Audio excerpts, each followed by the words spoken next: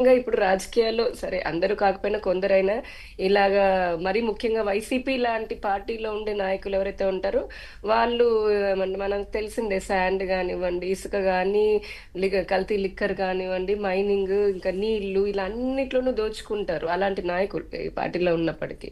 కానీ ఆడవారికి వచ్చేటప్పటికి కాస్త ఏదో రాజకీయ కుటుంబం నుంచి వచ్చిన వారు ఉంటే గనక మగవాళ్ళు పక్కనున్న భర్తో మామ ఇంకెవరైనా చెప్తే దోచుకోవడం అలా ఉంటుంది. కానీ తనకు తాను అసలు అంటే ఒక స్త్రీ అని కూడా మర్చిపోయి ఈ రకంగా విస్తృతంగా, ఇంకా ఇందాక చెప్పారు కదా వారు, పదాలు కూడా మనకి సరిపోవేమో, అంత విచ్చలవిడితనంతో డబ్బు డబ్బు డబ్బు డబ్బు డబ్బు అని, కేవలం డబ్బనే కాదు పీడించుకొని తినడం అనేది.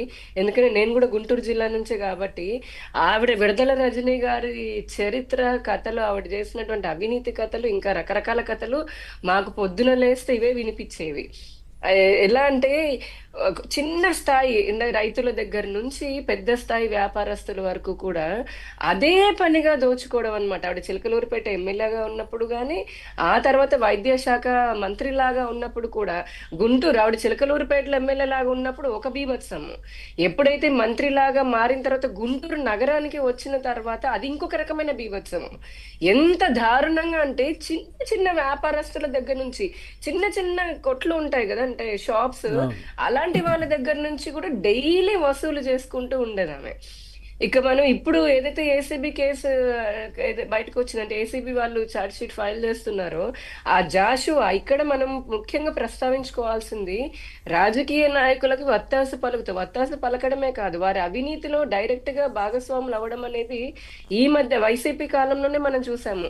అది జత్వాని కేసులో ఆ అమ్మాయికి అన్యాయం జరిగినటువంటి కేసులో ఐపీఎస్లు సహకరించినటువంటి పద్ధతి గాని, వాళ్ళ స్వప్రయోజనాల కోసము ఇప్పుడు జాషువా లాంటి వాళ్ళు కానీ అంతే. ఎందుకు ఆ 5 సంవత్సరాల పాలనలో దాదాపుగా చాలా మంది ఉన్నత స్థాయి పోలీస్ అధికారులు, కలెక్టర్లు, కొంతమంది ఐఏఎస్లు కూడా, వారందరూ తాము ఆల్ ఇండియా సర్వీస్ వాళ్ళు అని, అంటే ఒక్కొక్క ఇప్పుడు కింద స్థాయి అధికారి అనుకోండి కొంచెం వేరే పర్స్పెక్టివ్ ఉంటుంది, కానీ ఆల్ ఇండియా సర్వీస్ లోంచి వచ్చిన వాళ్ళు ఈ రకంగా రాజకీయ నాయకులకి ప్రలోభ పడిపోయి చేయడం అనేది, ఆ జాషువా గారు చాలా ఉన్నాయి అసలు. ఆయన ఈవిడొక్కడి ఈ ఒక్క కేసే కాదు, ఆయనది కూడా తవ్వుతూ ఉంటే వస్తున్నట్టుగా చిత్తూరు జిల్లాలో కానివ్వండి, ఇతర అంటే ఆయన గురించి కాదు మిగతా ఆఫీసర్ల గురించి, అక్కడ పనిచేస్తున్నటువంటి వాళ్ళు, పనిచేసినటువంటి వాళ్ళు, పెద్దిరెడ్డి గారి దగ్గర కానీ, సజ్జల సకల శాఖ మంత్రి సజ్జల దగ్గర కానీ, ఇంతకు ముందు చెప్పుకున్నట్టుగా ఇటు విశాఖ వైపు కానివ్వండి, అట్లాగా రాష్ట్రాన్ని దోచుకోవడంలో అధికారులు ప్రత్యక్ష పాత్ర వహించడం అనేది చాలా బాధాకరం, నిజంగా చాలా బాధాకరం. వారు సమాజానికి ఇప్పుడు సినిమాలో చూపిస్తున్నారు గొప్పగా, ఏది రాజకీయ నాయకులు ప్రజల్ని వీళ్ళే కాదు మేడం, మొన్న ఇక్కడ చూసా ఈ అధికారులకు, ఐపీఎస్ ఐఏఎస్ అధికారులకు సంబంధించిన ఇంట్లో ఉన్నటువంటి గృహిణులు, సతీమణులు, వీళ్ళకి సంబంధించి వాట్సాప్ గ్రూపులట, అందులో ప్రభుత్వానికి సంబంధించిన వార్తలు షేర్లు చేసుకోవడాలట, ఇట్లాంటి వార్తలు కూడా వచ్చాయి.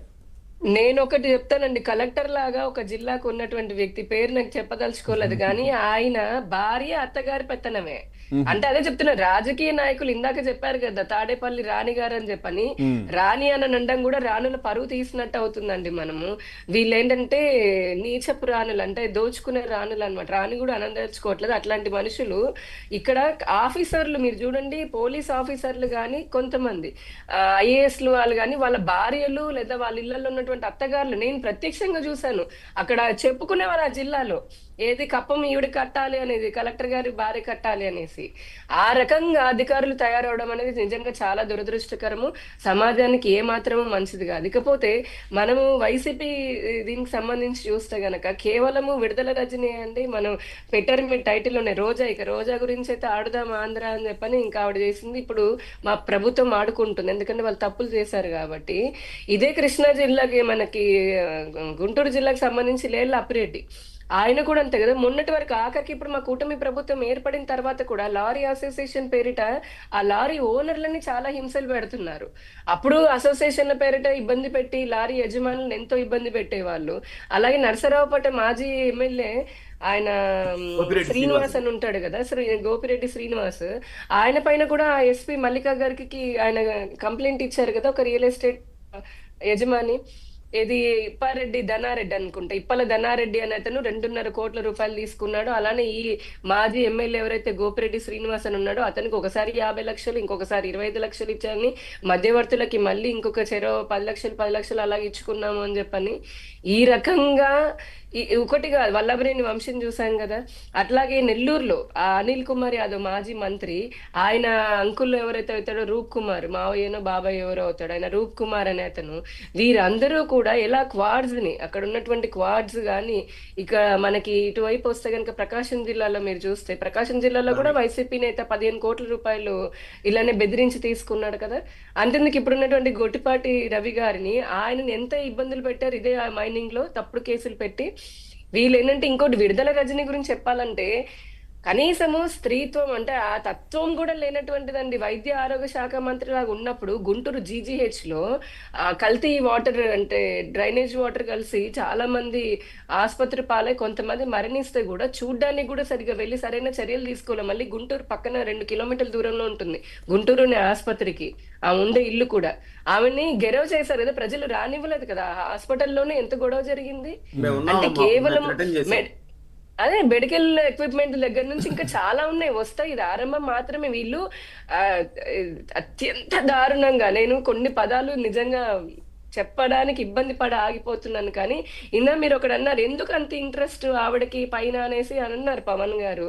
అంటే ఆవిడ లాబింగ్ అలాంటిదండి వైసీపీ పార్టీలో, ఇంతకంటే మనం ఎక్కువ మాట్లాడుకోకూడదు. ఆవిడ చేసుకున్నటువంటి అటు పార్టీ పెద్దలతోటి ఆవిడ ఉన్న లాబింగ్ కానీ, ఇటు ప్రజల్ని పట్టి పీడించే విధానంలో రక్తపు, ఆయన జగన్ ని ఇదివరకు జలగా అనేవాళ్ళు కదా ప్రజలందరూ, అలా లేడీ జలగా అన్నమాట ఈమె. అంటే ఆ రకంగా చిన్న లేదు పెద్ద లేదు. ఎందుకంటే చిలకలూరిపేట నుంచి గుంటూరు వరకు కూడా మీరు చూస్తే ట్రేడర్స్ ఎక్కువ ఉంటారు. మనకి కమర్షియల్ క్రాప్స్ కి సంబంధించి ఇప్పుడు చిల్లీ కానివ్వండి, గోడౌన్లు ఎక్కువ ఉంటాయి. చిల్లీ కానీ, లేదంటే కాటన్ కి సంబంధించి స్పిన్నింగ్ మిల్స్ కానీ, ఇటువంటివన్నీ కూడా ఎంత అరాచకాలు అసలు. ఆమె ఎంత అరాచకాలు ఆ మొక్కతేనా. మనం మీరు ఒక్కొక్క మనిషి పైన ఒక రోజంతా మనం డిబేట్ చేసుకుంటే కూడా ఇలా మేము 10-20 ఏమంటారు 100 పేజీల పుస్తకాలు రాసుకున్నా వచ్చి ఇవంతా ఒకటి, కట్టుకునే చీరలు కూడా బెదిరించి తెచ్చుకుంటారని చెప్తా ఉన్నారు కదా శ్రీనివాస్. ఈ విషయంలో నాకు బీఆర్ఎస్ కవిత గుర్తొస్తుంది. ఆమె కూడా, ఎందుకంటే హైదరాబాద్ లో అదే చెప్తారు, ఆమె కట్టే చీర ఒక్కొక్కటి 1,00,000 రూపాయలు తక్కువగా ఉండదంటే వేలల్లో ఉంటుందని. ప్లస్ అవన్నీ కూడా హైదరాబాద్ లో షాపులు ఆమె వేసుకునే నగల దగ్గర నుంచి చీరల వరకు ఫ్రీగానే ఇవ్వాలనేసి అలాగా అన్ని దోచుకుంటూ ఉండేదని చెప్పని భోగట్ అంటే అక్కడ అంటారనమాట హైదరాబాద్